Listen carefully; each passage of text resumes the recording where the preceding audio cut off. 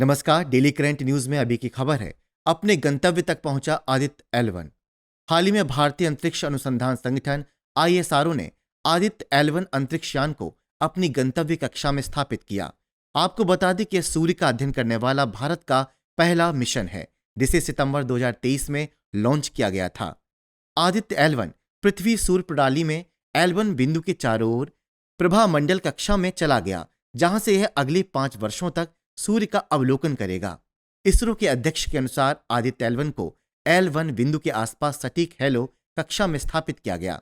Hello कक्षा को station keeping युद्धाभ्यास को कम करने, ईंधन की खपत को कम करने और सूर्य के निरंतर अबाधित दृश्य को सुनिश्चित करने के लिए चुना गया है। अंतरिक्ष यान ईंधन की खपत को कम करने और अंतरिक्ष यान को कुशलतापूर्वक अपनी स्थिति बनाए रखने की अनुमति देने के लिए इन बिंदुओं का लाभ उठाता है। आइए जानते हैं लैग्रेंज बिंदु यानी L1 बिंदु क्या है। यह अंतरिक्ष में विशेष स्थान है जहां सूर्य और पृथ्वी जैसे दो बड़े परिक्रमा करने वाले पिंडों की गुरुत्वाकर्षण शक्तियां एक दूसरे को संतुलित करती हैं। किसी भी दो आकाशीय पिंड प्रणाली के बीच 5 लैग्रेंज बिंदु होते हैं। L1, L2 और L3 बिंदु अस्थिर हैं, जिसका अर्थ है एक छोटी सी गड़बड़ी के कारण कोई वस्तु उनसे दूर जा सकती है। जबकि L4 और L5 को स्थिर लैग्रेंज बिंदु कहते हैं।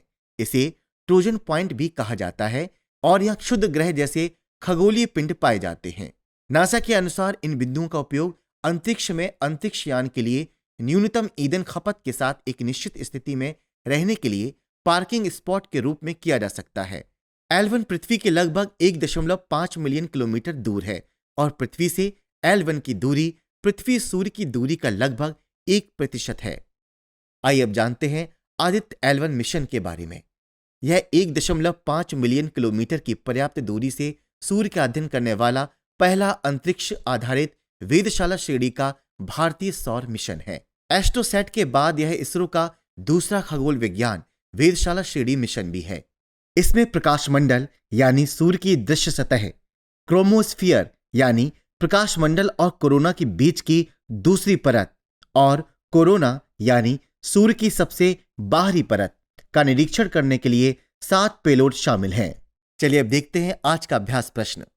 निम्नलिखित कथनों पर विचार कीजिए। पहला, आदित्य L1 सूर्य का अध्ययन करने वाला भारत का पहला मिशन है।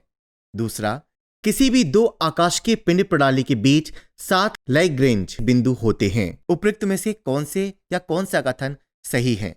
A केवल 1, B केवल 2, C 1 और 2 दोनों, D ना तो 1 और ना ही 2। इस प्रश्न का उत्तर कमेंट बॉक्स में देना ना भूलें। तब तक के लिए नमस्कार।